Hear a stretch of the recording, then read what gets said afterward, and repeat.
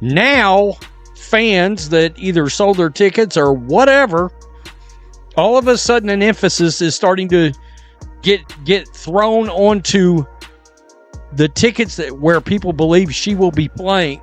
And that's starting to make the ticket prices go up, up, and up. The Federal Reserve might need to step in. Ticket prices are soaring like she's hitting threes in zero gravity.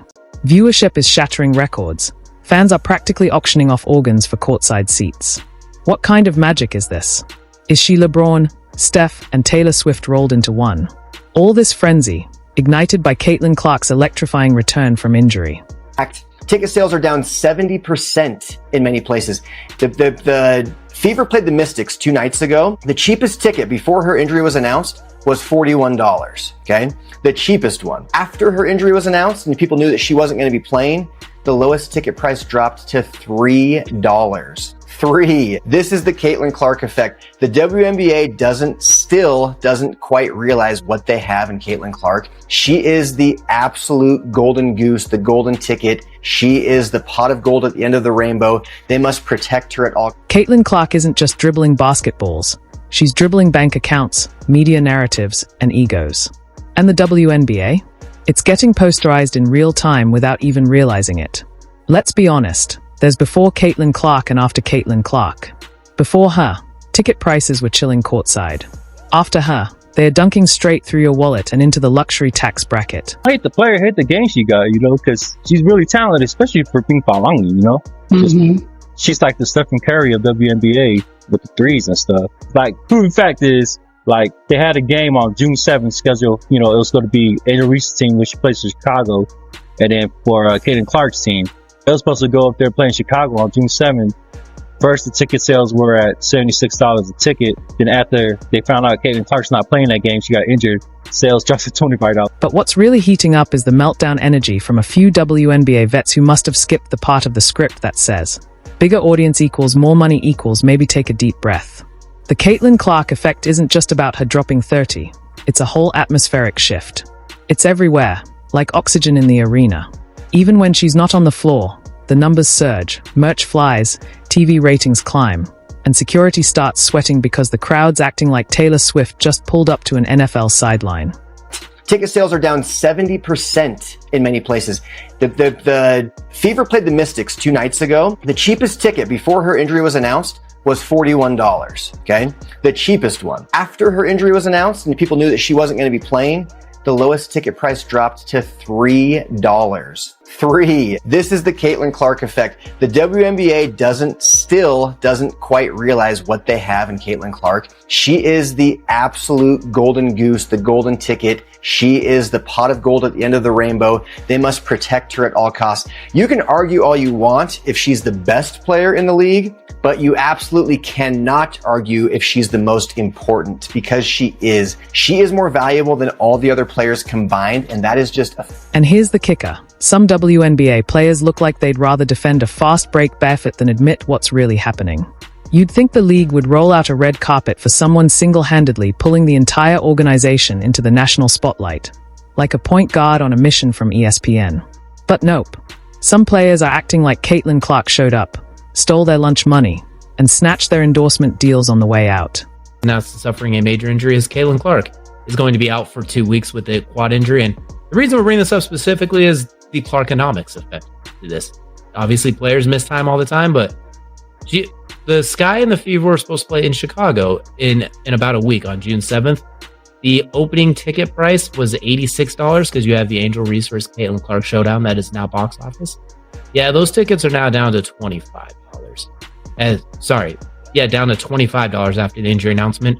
And it's supposed to take place in the Bulls Arena, the United Center, as opposed to the normal Wintrust Arena. That's about a 12,000 seat difference, give or take. So here's the wildest part. Even on her off nights, the Caitlin Clark effect doesn't fade. It detonates. She doesn't suit up, and the arena's still packed like she might just magically appear. Who else gets that kind of pull? Certainly not the ones posting passive-aggressive Instagram stories about respecting the vets. Yeah, we respect you, but we also respect the 2.5 million viewers tuning in to watch Caitlin get triple-teamed before she crosses half court. Some players can't seem to grasp it. Clark isn't their competition. she's their elevator. But instead of riding the lift, a few are busy trying to cut the cables. On the surface, it's all welcome to the league. But underneath, it's side eyes, body checks, and sound bites about rookies needing to earn it. Sure, January. Because apparently earning it doesn't include being the sole reason your next game's on national TV for the first time in over a decade. The veteran envy is louder than a buzzer beater in overtime. And the irony? Caitlyn's game is the opposite of diva energy. She's not demanding special treatment. She's just launching logo threes like she's got GPS tracking in her wrist. Meanwhile, some players are more concerned with gatekeeping the league than growing it. Support system, that shouldn't change. I think, Caitlyn knows that she has the ears and eyes in the locker room, and the support that she has behind, whether it's us or anybody else. I would like to think that she knows it's there, and to really take her time and make sure that she's, well enough to be who she needs to be for us, because I want the 100% Caitlyn. So Then comes the media circus, because of course, the moment Caitlyn Clark touches the ball, it's full breakdowns, analysts foaming at the mouth, and camera angles so close they might as well be drone footage. It's ESPN meets National Geographic, tracking the wild Caitlyn in her natural hardwood habitat. Social numbers skyrocket. Casual fans are suddenly arguing zone defense on TikTok. You'd think players would be popping champagne over the exposure. Instead, we get side comments like, she hasn't proven herself yet. Girl, she's done more in 15 minutes than some franchises have done in 15 seasons. And then there's the non-game phenomenon. Clark doesn't even suit up, and people still show up like she's about to storm the tunnel. Scalpers are outside charging like she's headlining Coachella, while some teams haven't seen this kind of buzz since the Obama administration. Her absence alone makes more noise than a full starting five. And still, the resistance. A parade of tweets, passive-aggressive interviews, and locker room shade from players acting like Caitlyn personally invented attention.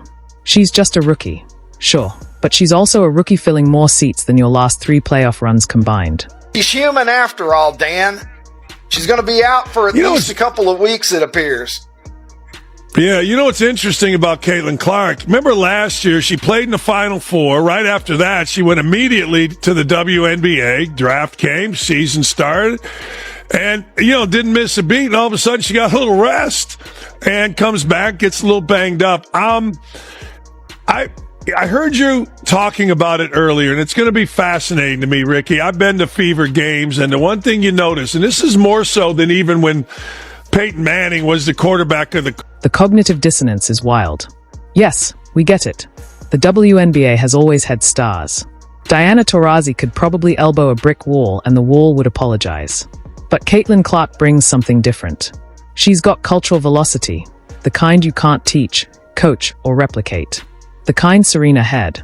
The kind Tiger had. That rare lightning in a Gatorade bottle energy that transcends the sport itself. And no one's saying she's perfect. Clark gets blocked. She turns the ball over. She takes hits. But even her mistakes go viral. She draws a charge. Twitter erupts. She gets hip-checked. Cue the national sports debate. She scratches her nose. 5 blogs speculate she's injured. That's not hype, that's power. Not because she demanded it, but because she earned it. She didn't just arrive. She ignited. If the league were smart, it would be bottling that fire, not trying to smother it with salty press conferences and cheap shots. But instead, some players are on a mission to humble her like it's some rite of passage. Newsflash, this isn't a sorority, this is a business. And right now, Caitlyn Clark is the best sales pitch the WNBA has ever had. Describe Caitlyn Clark. Amazing. Yes. A beast. She is the truth. She's the truth, and she was a rookie. Knock down the three-pointer, get to the rim. She can get to the free throw line. She's crafty. Yeah, very crafty. Crafty. So sometimes she's look like she's coming off for a three-point shot and she backdoors you for a layup. She gets her teammates involved. She can pass. She can shoot. Man, she is. And that's the real drama. Even fans who barely followed the WNBA before are starting to notice the double standard. Is this how we treat the player drawing millions of new eyeballs to the sport? Apparently, yes, especially if you're still bitter about being left off Nike's shortlist. The sad part? This should have been the easiest alley-oop in league history. Leverage the spotlight. Elevate all the players. Sell more jerseys. Land bigger TV deals. Push the game forward. But instead, half the league is treating Caitlyn Clark's rise like an invasion, when it's clearly a revolution. Every time she steps on the court, or doesn't, the league becomes a bigger story. And yet, some players seem more focused on gatekeeping than legacy building. It's tragic, because this moment could be the dawn of a golden era. If egos weren't trying to full-court press progress. So yeah, Caitlin Clark may be a rookie. But she's already got the ball, the spotlight, the media engine, and about $50 million in market gravity spinning around her like a pick and roll. Whether she's draining logo threes or just sipping Gatorade on the bench, the Caitlin Clark effect is in full force. And the league, it can either run with it or get left behind in transition.